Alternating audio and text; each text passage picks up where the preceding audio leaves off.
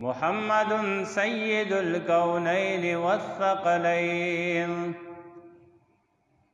محمد سيد الكونين والثقلين والفريقين من عرب ومن عجم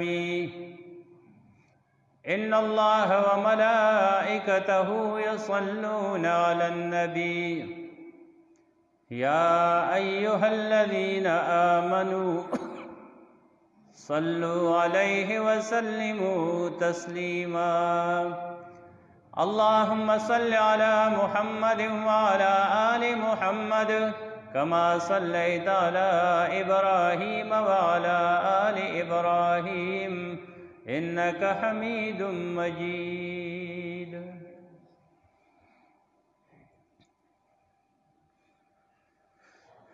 محترم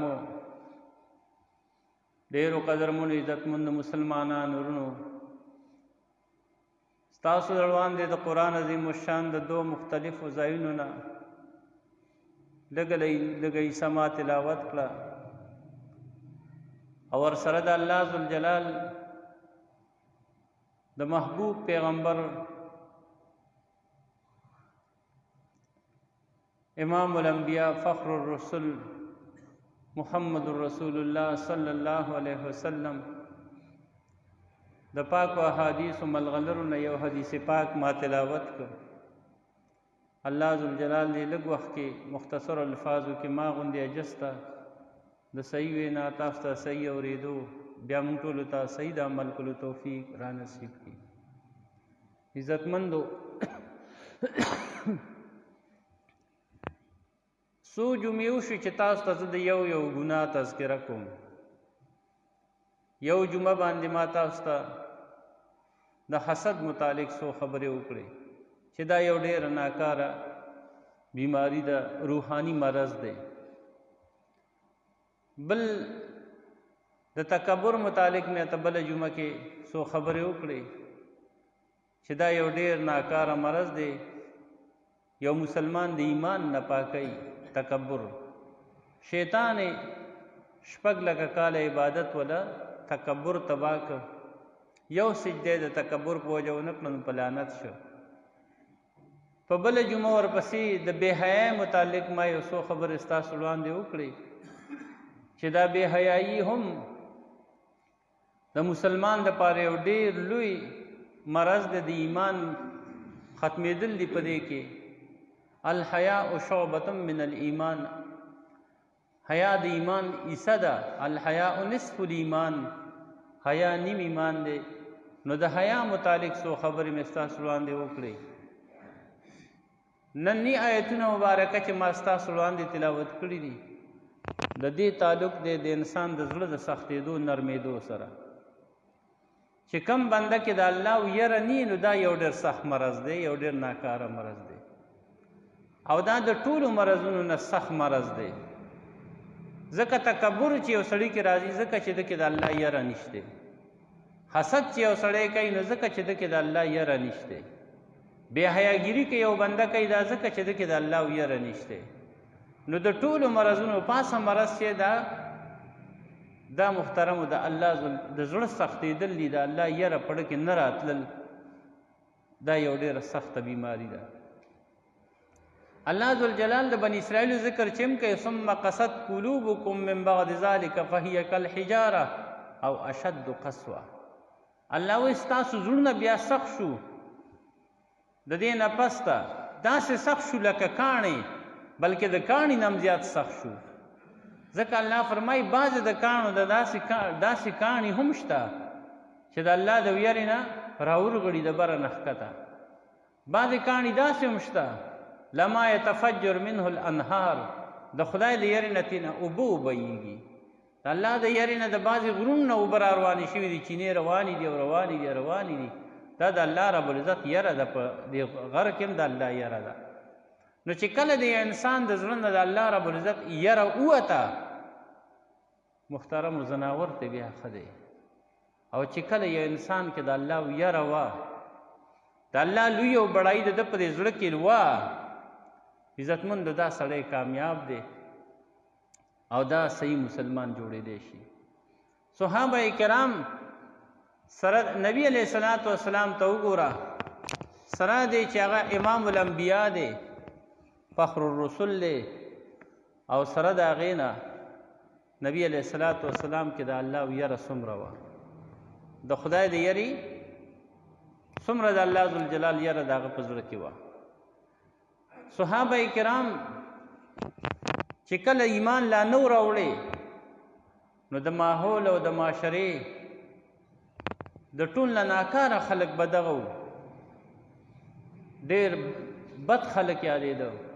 خو چې ایمان یې راړه او الله یې وپېژنده او د الله یره یې په زړه کې راله، عزتمند او ټول نه بهتر خلک شو. او داسې شو د نبی علیہ السلام په صحبت سره او د الله ذوالجلال په معرفت سره چې نبی علیہ السلام سره ملګرتیا او صحبت نصیب شو، او د الله رب العزت پیژندګلو یو شو چې الله څوک دی. چې کله دی الله وپېژنده محترم، نو د الله یره به د په زړه کې راشي.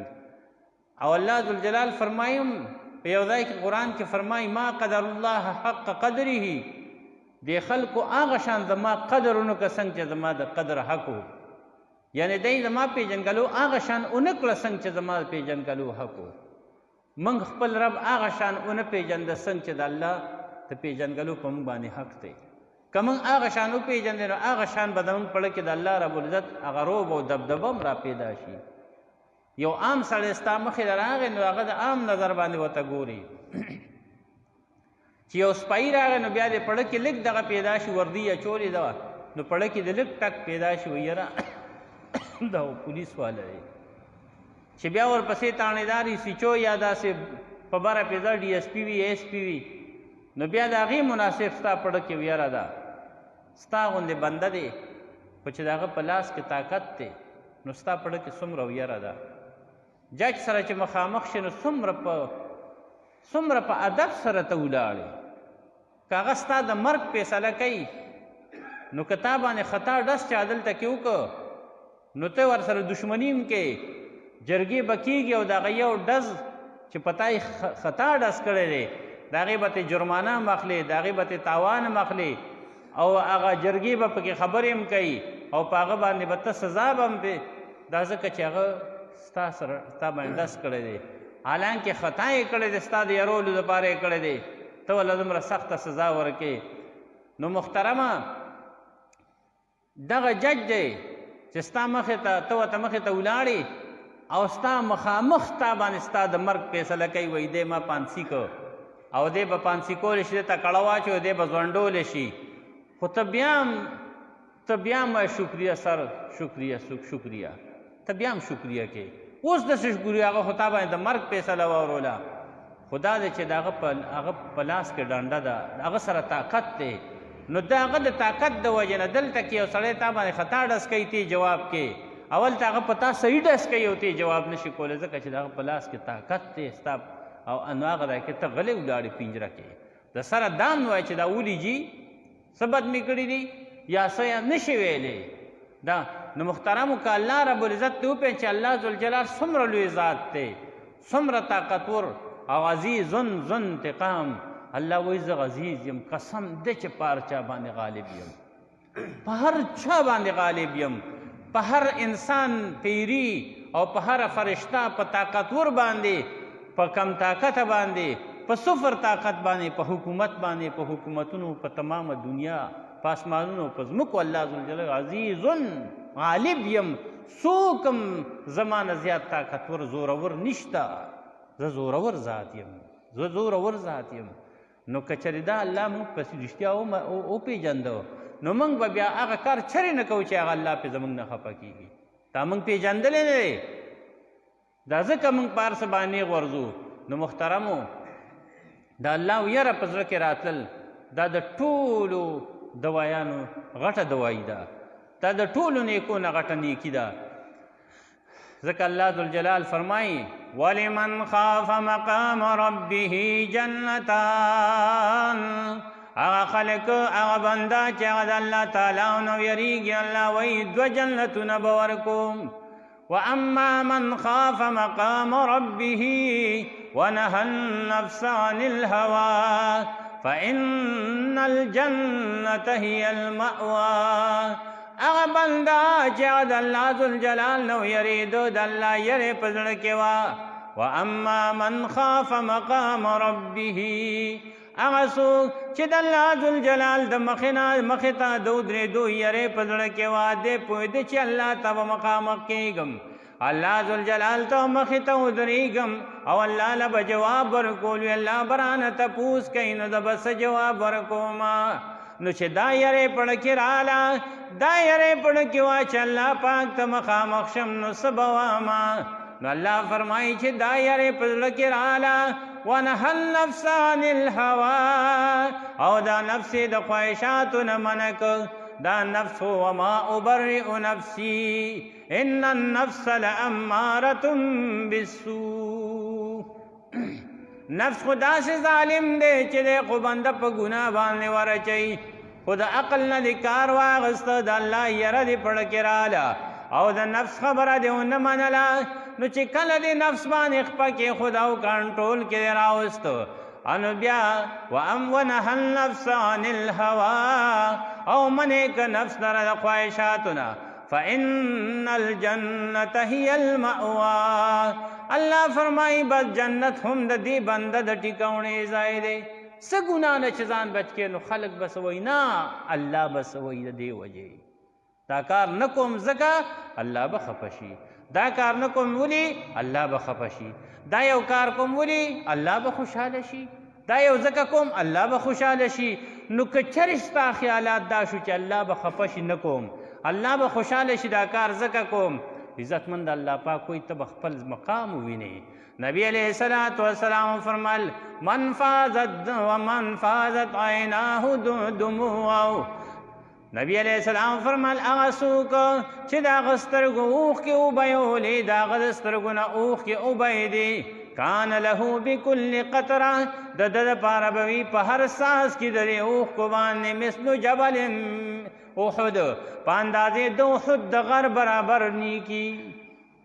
چې په زړه کې د الله ذوالجلال یره راله نو ستا ته به الله ذوالجلال د یو ساس کې د اوښکو چې د سترګو نه لاړ. بل حدیث کې راځي مثل ذباب، مثل رأس ذباب، په اندازې د سر د مچ د سر برابر اوښکه چې د الله ذوالجلال د یرې نه د خولې د سترګو نه لاړه. الله رب العزت وایي د احد د غر برابر نیکي بالا بدل کې په نیکای کې درکم، دوره نیکي به درکم لکه د احد غر. د احد غر ته وګوره څومره لوی دی، څومره غټ دی. الله تعالی خو چې خوشحاله شي نو په لږ څه باندې ډېر څه ورکوي. الله ذوالجلال په لږ څه باندې ډېر څه ورکوي، خو چې کله د الله ذوالجلال خوشحاله دی که الله دې رضا کاله، چې الله پاک دې خفه که نو محترمه بیا سزا ان بطش ربک لشدید. د الله ذوالجلال گرفت بیا هم ډېر زیات سخت دی. چې دا کم ګناه کې نو یاره الله حاضر ناظر وګڼه. دا زموږ ایمان دی چې الله ذوالجلال نه په هېڅ وخت کې موږ پټ نه یو، هېڅ وخت کې، نه په شپه کې، نه په ورځ کې، نه په تنهایۍ کې، نه په ځان لوالي کې، او نه په جلوت کې، او نه په وصلت کې، نه په وحدت کې. هېڅ وخت کې موږ د الله رب العزت نه پټ نه یو. نو چې پټ نه یې نو بیا ولې داسې کې؟ او چې د خدای یره دې پړه کې او د الله د یرې نه یو کار نه کې، یو ګناه نه کې، غلا نه کې، خلک دې نه ویني، خو ته وایې یره که دا پردی شی دی زه ورته لاس واچوم، الله خو مې ویني که نه.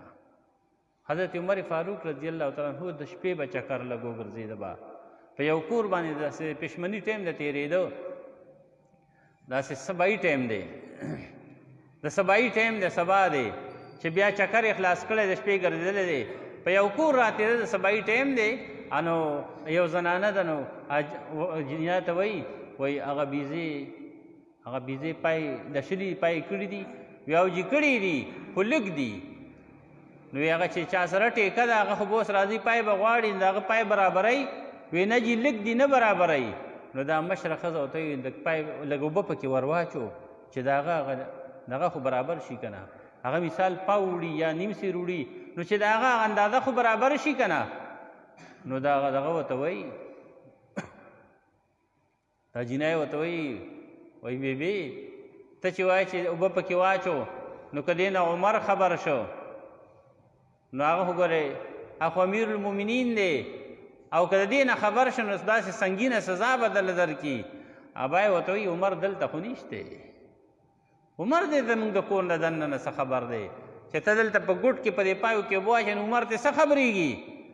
نو دا زنانه دا جنۍ ورته وایي عمر خو دلته نشته، خو د عمر مولا خو شته، د عمر الله خو شته که نه. دا عمر چې د چا دپاره قانون چلی نو هغه ذات خو شته که نه. د هغه نو حضرت عمر فاروق رضی په هغه وره کې بهر ولاړ دی په کوڅه کې، دا خبرې واورېدې او بس بیا لاړ، او چې لاړ نو بیا یې ورپسې استاد راولېږه او راویې غوښتل او دی یې راوغوښتل دا څه مسله وه، دا دغه شان چلو. هغه دغه چې وه هغه جنۍ بیا حضرت عمر فاروق رضی الله خپل زوی ده په نکاح باندې واغسته او د هغې نه وروسته بیا بچي پیدا کېدل. حضرت عمر ابن عبدالعزیز دا د هغې جنۍ په نسو کې راغی، دا د هغې نسې و بیا راغلی و. نو محترمه د الله ذوالجلال یره چې د پړه کې وه نو دا د دې وجې نه چې پولیس به مې ونیسي، ولس به مې ونیسي، دا خلک به څه وایي، نه الله به څه وایي. دا خپل ضمیر را بیدار کا. نبی علیہ السلام فرمایي الا فی الجسد مضغه، خبردار شئ په دې جوسه کې یو ټوټه ده د غوښې، اذا صلح الجسد کلو، که چېرې هغه سمه شوه ټوله جوسه به سمه و اذا فسد الجسد کلو، او که هغه خرابه شوه ټوله جوسه به بربادوي. الا وهي القلب او کما قال، هغه خبردار شئ هغه زړه دی، زړه اراده سمه کا، نیت سم کا، د الله یره په دې زړه کې وردن نه کا، دې زړه کې د الله یره وردن نه کا. څه کار چې کې د ګناه نو د دې وجې نه چې دا خلک به څه وایي، د دې وجې نه چې الله ذوالجلال به څه وایي هغه ځکه مه کوه.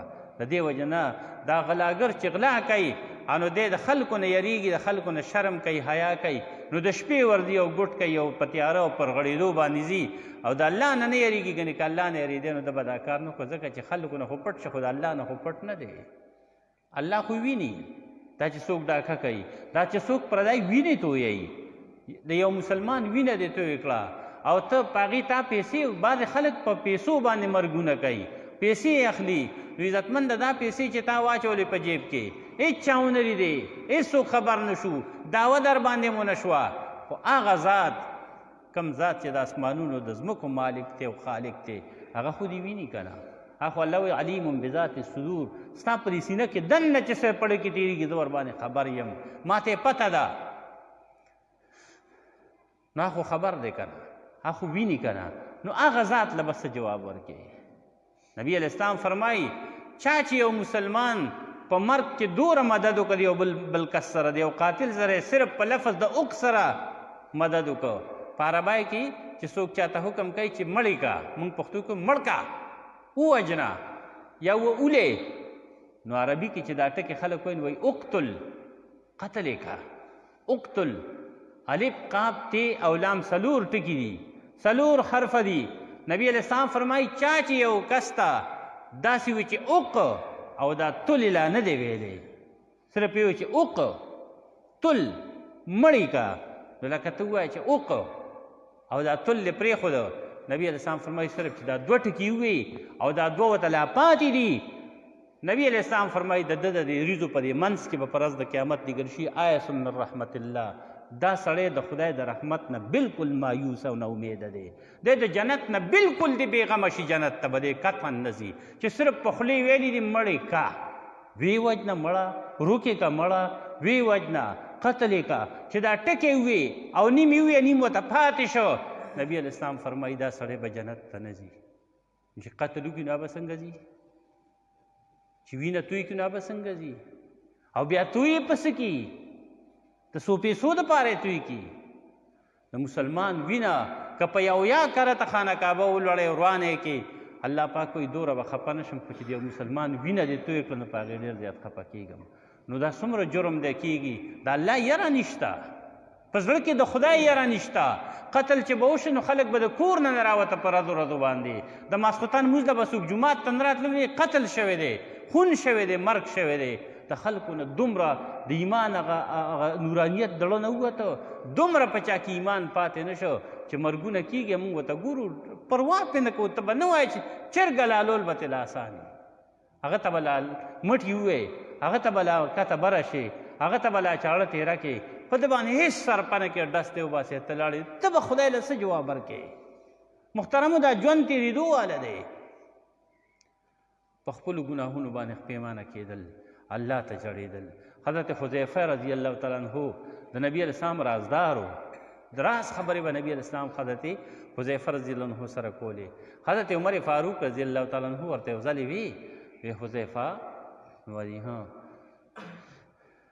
وی نبی علیه السلام ته خو الله ذوالجلال منافقان په یو نوم سره خولي وو، بیل ورته الله پاک خولي چې دا یو منافق دی، دغه منافق دی، دغه منافق دی، هغه یو پلانې منافق دی، پلانې منافق دی.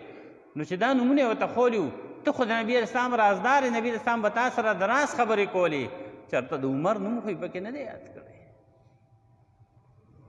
دومره یاره پړه کې هسې نه د معلوم پکې. حضرت حفصه رضی الله تعالی عنها، حضرت حفصه بیبي رحمه الله علیها، دا د حضرت محمد ابن سیرین رحمت الله علیه خور ده. حفصه د حضرت محمد ابن سیرین، دا ابن سیرین رحمت الله علیه یو ډېر لوی ولی او بزرګ تیر شوی دی، او دی لوی معبر و. ډېر زیات تعبیرونه د تعبیرونو د خوب د تعبیرونو مستقل د کتاب دی. هر عالم سره به د علامه ابن سیرین رحمت الله علیه تعبیر الرؤیا خامخا وي. دا ډېر لوی معبر او ډېر لوی ولی تیر شوی.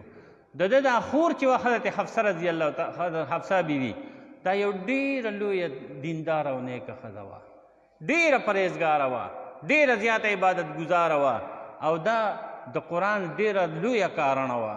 دومره د قرآن عظیم الشان تلاوت پې دومره ښکلی کو، داسې انداز کې به یې کو، داسې اداب یې د حروفو کوله، داسې د صفاتو بې خیال ساته چې هغه وخت سره به ورته خلک، او د دې بس رده شپه به په دې کې تېرېدل چې د قرآن درس کې به و، د ماشومانو ته راتلل به ماشومان جینکۍ او د هلکان ماشومان، او هغوی ته به د قرآن عظیم الشان درس ورکو.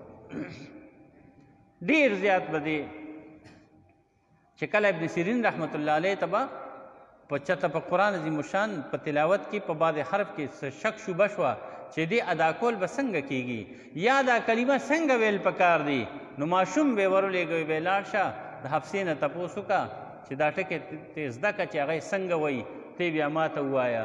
نو هغې به هغه ټکی ماشوم ته ښه زده کړه. نو هغه به راغی بیا به یې خپل ده ته به یې وی به یې داسې وایي، هغه به هم زده کړه دې نه کوله. دا دومره لویه د قرآن یو کارڼه وه، داسې د قرآن ماهره وه. نو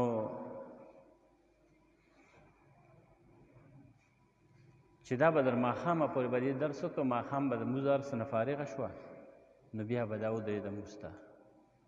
چا د چا یو زنانه ده، هغې نه چا تپوس وکړه د دې شاګرده ده، وی حفصه څنګه ښځه ده؟ ورته وایي ډېره نیکه ده، ډېره دینداره ده، ډېره پرهیزګاره ده، او د قرآن ډېره زیاته ماهره ده. خو یو خبره ده پکې. وی څه خبره ده پکې؟ وی د ماښام ماسپښتن نه پس ته چې دا ودرېږي او دا په مانځه کې کم اندازه کې جاړي، د مونځ په حالت کې چې دا څنګه جاړي، نو دا ډېره بې اندازې جاړي، نو پړه کې مې شک راشي چې داسې کوم عظیمه ګناه د دې نه شوې ده چې دا دومره ډېره جاړي. دا څومره عظیمه ګناه دی نه، حالانکې ګناه ترې نه وي شوې، خو د الله ذوالجلال یرې پړه کې دوره اندازه کې وه، د خدای یرې پړه کې دومره وه. نو عزتمندو، د یو مسلمان دپاره د الله یره پړه کې ډېره لازمه ده، او چې د خدای یره پړه کې وه نو بیا به ګناه نه کوې، بیا به د ګناه نه بچ یې. ولې به یې نه کوې؟ ځکه چې ته د خدای نه یېرېږي که نه. او چې کوم بنده د خدای نه یېرېږي، نو چې څوک د چا نه یېرېږي نو هغه کار نه کوي چې هغه چا نه یېرېږي هغه په کوم کار خفه کېږي. ته چې د الله نه یېرېږي نو ته به چرې هغه کار نه کوې کوم باندې چې الله خفه کېږي. الله په جواری خفه کېږي، ته به جواري نه کوې. د چا د یرې؟ د پولیس د یرې نه، د ولس د یرې نه، د الله د یرې. الله خفه کېږي ځکه یې نه کوم. ګنې پولیس مې نه ویني، ولس مې نه ویني، شرابو باندې الله خفه کېږي، شراب نه څکې، ځکه ولې؟ الله پې خفه کېږي. نه دا چې خلک به څه وایي، نه، الله رب العزت خفه کېږي. نو د هر یو ګناه نه د بچ کېدو د ټول نه ښکلې مزېداره نسخه چې ده، ښکلې مزېداره دوایي چې ده، هغه د الله رب العزت یره ده. چې د خدای یره په ډه کې راله نو عزتمندو ټولو ګناهونو نه وبچ شي. چې د خدای یره په ډه کې نه وه نو بیا مثال دی زناور دی بیا ستا په هېڅ پروا نشته، په هر ګناه به نه غورځي. مطلبي شی خو د الله یره ده، د الله یره ډېره زیات لازمه ده. او چې د خدای یره په ډه کې راله نو الله څه فرمایي؟ وَأَمَّا مَنْ خَافَ مَقَامَ رَبِّهِ وَنَهَى النَّفْسَ عَنِ الْهَوَىٰ فَإِنَّ الْجَنَّةَ هِيَ الْمَأْوَىٰ. هغه څوک چې د الله ذوالجلال مخې ته د ودرېدو یرې پړه کې راله، الله تعالی مخې ته ودرېدل ګوره ډېر ګران کار دی. د الله ذوالجلال مخې ته یو په یو باندې ملاقات دی، یو په یو باندې ودرېدل دي. الله ذوالجلال فرمایي وَأْتِينَا فَرْدًا، ما ته چې راځې نو ګوره یاره بلکل ایک یوازې و ما ته ولاړې. الله ذوالجلال بدلنا تپوس کوي ما تزال قدما ابن آدم حتی یسأل عن خمس. یو سړي خپې به په ځای باندې کلکې ټینګې ولاړې څو پورې چې د پنځو خبرو جواب الله لني ورکړی. کم کم خبرې عن عمره فیما افنا. دا ړومبی سوال دی، په دې ړومبي سوال کې 5 جزونه دي، 5 واړه به حل کول غواړي. پهلا سوال لازمي ہے، پرچه چې ورکي بنده ته شروع شنائی کی لکلی کنا پہلا سوال لازمی ہے، تړومبی سوال لازمی دی. کړه دې ښه دی او که بد دی، دی به حل کې او دې وروستو کې بیا ستا خوښه دا یو کې او که دا یو کې، دا یا دا هغې کې یا شته خو په ړومبي کې یا نشته. الله ذوالجلال هم فرمایي د قیامت پر ورځ باندې نورې خبرې خو وروستو دي، خو دا ړومبی سوال لازمي دی. کم سوال دی عن عمره فیما افنا. الله وایي ړومبی به درنه تپوس کومه عمر دې کم ځای تېر که، دا عمر دې په څه کې تېر که، څه دې وکړل په دې زندګۍ کې، څه کارونه کړي دي. ځواني مې تا له ما ډېر عمر درکړی و، نو تا دا عمر دې په څه کې تېر کړی دی، څه دې ورکې کړي دي. انو خپل کارونه بیا وښیه نو الله تعالی ته به خپل کارونه وروښیي، تا ته به څه یاد وي. الله ذوالجلال فرمایي تا ته به زه در یاد کما. وَكُلَّ إِنسَانٍ أَلْزَمْنَاهُ طَائِرَهُ فِي عُنُقِهِ. الله وایي هر انسان ته په غاړه کې عملنامه به مې یو تعویزه چولی، یو لاکټ به مې ورته ورچولی وي. هغه ونخرج له یوم القیامة کتابا یلقاه منشورا. او الله وایي دغه عملنامه به ستا د دې غاړې نه راوباسم او تا ته به یې کولاو کړم، نو هغه ټولې خبرې به پکې لیکلي شوې پرتې وي. پخپله به وایي چې او دا مې کړي دي، دا مې کړي دي، دا مې کړي دي. نو الله تعالی فرمایي ړومبی سوال به درنه کوم عمر دې کم ځای تېر که. دویم سوال وان شبابه فیما ابلا. دویمه جواب راله راکه یاره ما د الله ځواني درکړې وه، نو څه کې دې ځواني تېره کړه. دا اوسني نوجوانان بس وایي چې ما په څه کې تېره کړه. مخکې خو هم ځوانۍ دور خو د جوانی ہے دیوانی، دا خو ټیک ته د ځوانۍ دا هوا چې دا چې چا په مازغو کې وګرځېدی ګډوډي، خو مخکې خو دا مشرانو ته خو داسې قسم میدانونه نه و. دا اوسني نوجوانان بس وایي چې ما دا ځواني په څه کې تېره کړه، ټوله ورځ مې په موبایل کې تېره کړه، ټوله ورځ مې په دې ګندونو کتلو کې تېره کړه، ټوله ورځ مې په دې پزلو کې تېره کړه، ټوله ورځ مې په دې لبو کې تېره کړه، ټوله ورځ تېره شو زه د دې نه اوزګار نه شم، ما په نټ کې تېره کړه، ما په دې پردو بېعزتو بې حرمتو کې کتو کې تېره کړه. الله تعالی به ورته فرمایي وعن شبابه فیما ابلا. ځواني دې کم دی تېره کړې ده، ځواني یې کم دی زړه کړې، فیما ابلا په څه کې دې زړه کړه. مشرانو به وي ځواني د 100 روپو وس دی، ځواني د 100 روپو وس دی، کم عقل خلک د دولت ارمان کوي نه. ځواني د 100 روپو هغه وخت کې 100 روپۍ ډېرې زیاتې وې، د لاکو نه ډېرې وي. نو ځکه ویلي چې ځواني د 100 روپو وس دی. الله تعالی د 100 روپو وس درکړی، د لاکو روپو وس درکړی، ځواني درکړې وه. انو دا مو وایه چې زما ځواني ده، څه چې کوم زه دې کوم نه یاره، دا د الله تا سره یو امانت دی، ته به په دې کې څه کوې. در جوانی توبه کردن شیوه پیغمبری است، در جوانی توبه کردن شیوه پیغمبریست وقت پیری گرگ ظالم میں شود پرہیزگار ځواني الله دې له درکړې ده په ځوانۍ کې خدمت کیږي په ځوانۍ کې عبادت کیږي په ځوانۍ کې د چا مدد کیږي په ځوانۍ کې ډېر د نیکۍ کارونه کیږي چې سړی بوډا شي نو څه نیکي به وکړي بیا خو دې مزم په ولاړه نشي کولی دی خو فرض مونځ کول درته ګران دي نو نفلونه به دی څه وکړي دی خو بیا روژه هم نشي نیولی دی خو د چا مدد هم نشي کولی دی خو د چا خدمت هم نشي کولی دی خو عبادت هم نشي کولی دی خو چاته صدقه هم نشي کولی ګټل نشي کولی نو صدقه به څنګه وکړي جهاد نشي کولی زکات نشته وس کې زکات نشي ورکولی څه د نیکۍ کار به دی وکړي دی هېڅ نشي کولی نو په ځوانۍ کې هره پیدا چې کېږي دا د ځوانۍ په وخت کې کېږي هره چاره د ځوانۍ په ټانګ کې کېږي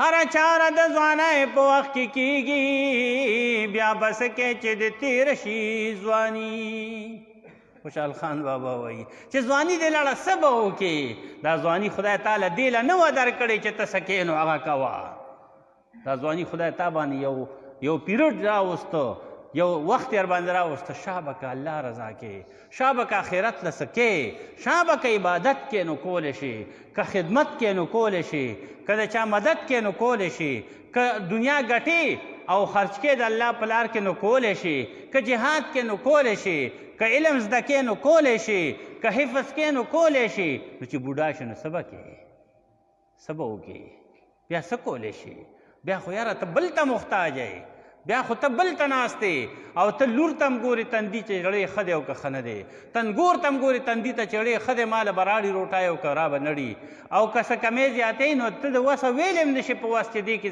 کمی دی زیاتې دی مالګه کمه یا زیاته ده یا غوړ دی یا نه غوړ دی نشي ویلی نو بیا خو ته محتاج یې که نه نو الله ذوالجلال به تپوس کوي وعن شبابه فیما ابلا الله وایي دا تپوس به درنه کوم ځواني دې څه کې زړه کړه دا تپوس به درنه کوم او دریم الله تعالی فرمایي یو بل تپوس به درنه کوم وعن ماله وعن علمه فیما عمل به تا علم حاصل کړی تا ته دا پته لګېدلې وه چې دا څیزونه حلال دي دا حرام دي دا پاک دي دا ناپاک دي دا د الله خوښ دي دا یې ناخوښ دي دا عمل د الله خوښ دی دا ناخوښ دی په دې خبرو باندې پوه شوی وي او پوه شوی وم وایه نو څه عمل دې پې کړی و کم کارونه چې د الله ذوالجلال خوښونو تا کم کړي وو کم کارونه چې د الله ناخوښه وو نو تا ترېنه ځان بچ کړی وو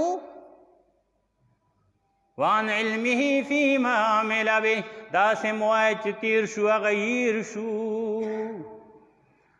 داسې مو وایه چې تیر شو هغه هیر شو ګناه خپله در سره د خیال کوه داسې مو وایه چې بس دوه ورځې ژوند د ډز ورکو تېروئ نه یاره الله ذوالجلال سره به خامخا مخامخ کېدل وي او الله تعالی به خامخا د سره حساب کتاب کوي نو الله باندې تپوس کوي علم دې حاصل کړی و حلال حرام پاک پلید دې پېژندلي و عمل دې ورباندې څومره کړی و دریم څلورم تپوس به الله کوي وعن ماله من این اکتسب الله تعالی به درنه تپوس کوي مال دې څنګه ګټلی و په څه طریقه دې ګټلی و دوکه دې کړې وه د چا لاس دې تاو کړی و ډاکه دې کړې وه د چا نه اغلا کړې وه د چا نه یې په زور اخیستی و د چا حق دې والی و د چا ځمکه دې ایساره کړې وه د چا مزدوري دې ایساره کړې وه چا له یې دوکه ورکړې وه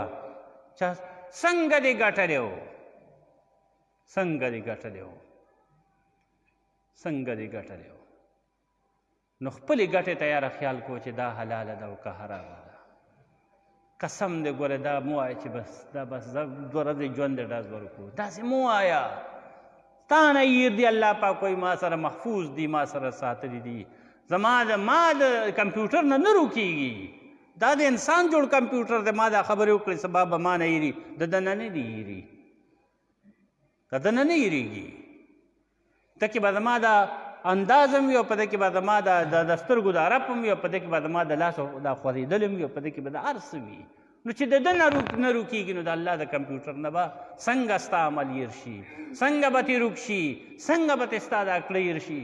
دا تا چې پردی وینه توی کړه، دا تا چې پردی مرای باندې خوله خښه کړه او لکه د شر مخ دې وینه وڅکله او هغه عجز دې دغسې پرېښود او د هغه مزدوري کړې وه او تا تې وتښتوله، تا تې غلا وکړه، تا ډاکه وکړه، تا دوکه وکړه، تا ټګي وکړه، په کومه طریقه دې وګټله. نو الله ذوالجلال فرمایي چې څلورم تپوس به درنه کوم چې مال دې څنګه ګټلی و، او پنځم تپوس فیما انفق، بیا پنځم تپوس دا دی مال خو دې وګټه، په کومه طریقه دې وګټه، زه ټیک ته په ښه دې وګټه، په سمه طریقه دې وګټه. وفیما انفق، خو دا راته ووایه چې څنګه دې خرچ کړی و. په خرچ کولو تپوس به م الله رب العزت کوي. داسې نه ده چې زما خپلې پیسې دي چې څه کوم، که زه پې شراب کوم، که زه پې جونګړو ته ځم، که زه پې مثال نه کنه یاره، داسې نه ده کنه. در حقیقت مالک هر چیز خداست، این امانت چند روزی نزد ماست. په حقیقت کې د ټولو سونو مالک الله دی. لله میراث السماوات والارض، الله وایي د ځمکو د اسمانونو وراثت زما دی، دا زما دوتر دی. دا ټول خلک راځي درنګ په درنګ تېرېږي پې او دا څوکیداري کوي او د دې مالک زیمه، دا ما سره دی او دا زما دی او زما به یي. خو چې تاسو وګټلې نو بیا دې ګټلې، خو دې وې خو چې سټلې دي څنګه دي، څه دې پې کړي دي. که چېرې تا اسراف کړی دی، که تا بزر کړی دی، اسراف د الله پاک بدي شي چې ډېرې پیسې خرچ کړي، په لږو کار کېږي ته ډېرې خرچ کړي. او بیا بزر دې ته وایي چې بې ځایه زیات دغه کې خرچه وکړي. لکه ته په مثال په طور په شرابو باندې پیسه ولګې، لکه مثال په طور ته په دمو په اجراګانو باندې پیسې ونولې، نو دا بیا بزر کې راځي. ان المبذرین کانوا اخوان الشیاطین. الله قرآن کې فرمایي څوک چې بې ځایه پیسې لګوي، لکه د ګناه په ځای کې پیسې لګوي، نبی الله رب العزت قرآن کې فرمایي دا د شیطان سکه رور دی. نو چې د شیطان سړی رور شي نو د هغه نه به څه تمه کوي، هغه څنګه په موږ جنت ته لاړ شي. شیطان که رده شپه مونځونه وکړي، طوافونه وکړي، عمرې وکړي، حجونه وکړي، د نیکۍ کارونه وکړي، نو څه مطلب یې؟ شیطان د سر خوړ دی، لعنتي دی. نو کم خلک چې بې ځایه پیسه لګوي دی دې هم دغه نه ویریږي. الله دا ګناهونه په موږ کې شته، دا زړه دا سختوالی په موږ کې شته، دا د الله دا یاره زموږ زړه نه بار شوې ده، دا مسله په موږ کې شته او دا ډېر لوی نقصاني او دا ډېر لوی ګناه دی، ډېر لوی ظلم دی چې د الله رب العزت حق په موږ کم دی، موږ هغه حق الله له نه ورکوو. د سپۍ یاره زما پړه کې شته نو هغه یاره موږ په ځان باندې ساتو. د پولیسو او د ایسیچو او د ایسای او د هغه یاره پړه کې شته. مثال په طور دغه جج ډي ایس پي دی، ایس پي صاحب دی او ډي سي صاحب دی، د هغه یاره پړه کې شته. نو اکه پړه کې شته نو هغسې مو هغه په مخ کې کوو داسې کار؟ چرې نه کوو. پولیس والا روانې ته دې ځای کې جواري کولی شي، سوال نشته چې ته یې وکړې، ولې یریږې ته. نو الله رب العزت چې پې خفه کېږي انما الخمر والمیسر والانصاب والازلام رجس من عمل الشیطان فاجتنبوه. قرآن کې چې الله وایي چې دا لاټري کول شو، دا شرابخوري شوه، دا جواري شوه، دا د شیطان کار دی او دې نه ځان بچ کوي او الله پې سخت خفه کېږي. نو که ته د خدای نه یېرېدې نو ولې به دې کول؟ الله خو دې هر ځای ویني، خو نه یېرېږې که نه، پړه کې د خدای یره نشته که نه. دې باغ ته چې دا څوک وراوړي او غلا تې کوي نور غړي یې وراوړي ورته، یا به یې هندوانه پټوي یا به یې خټکی پټوي، څوره په پټه باندې ورته ورغړي پر غړېدو ورته ځي. دا ولې دی پر غړېدو ځي؟ دی د باغ د مالک نه یېرېږي او د الله نه نه یېرېږي. چې د باغ د مالک نه یېرېږي نو پر غړېدو ځي او د الله نه نه یېرېږي نه الله یې پر غړېدو کې ویني، خو د الله یېرې پړه کې نشته نو ځکه ورځي. الله ذوالجلال دې ما او ستاسو پړه کې خپله یره او تقوا پیدا کړي. الله ذوالجلال زموږ په زړونو کې خپله یره او تقوا را پیدا کړي. خدای دې خپله یره زموږ په زړه کې ور واچوي او الله دې موږ ته د خپل حبیب اتباع او محبت را نصیب کړي. نبي علیه السلام وفرمایل په دې بدن کې یو جوسه کې یو ټوټه ده چې دا ټیک شو ټول بدن به ټیک کړي. الا وهي القلب، زړه د زړه. نو چې زړه ارادې ښې شوې، پړه کې د الله یره راله، پړه کې د غلطې خبرې، غلط سوچونه، دا خو به بې اختیاره راشي. لا یکلف الله نفسا الا وسعها. خو دا خو به بې اختیاره راشي، خو په هغې عملي جامو ته وروان نه غوستې. هغه ګناهونو باندې ور نشي نو محترمه کار به دې سمي او که نه چېرې په ړه کې منصوبې ټوله شپه جوړې او سار بیا هغه منصوبو باندې عملي جامه ور اغوستې نو بیا به کار رواني. الله دې موږ تاسو د هر قسم ګناهونو نه او د هر قسم پریشانو او مصیبتونو نه په امان کړي او الله دې خپله را تقوا موږ تاسو ته را نصیب کړي. واخر دعوانا ان الحمد لله رب العالمین.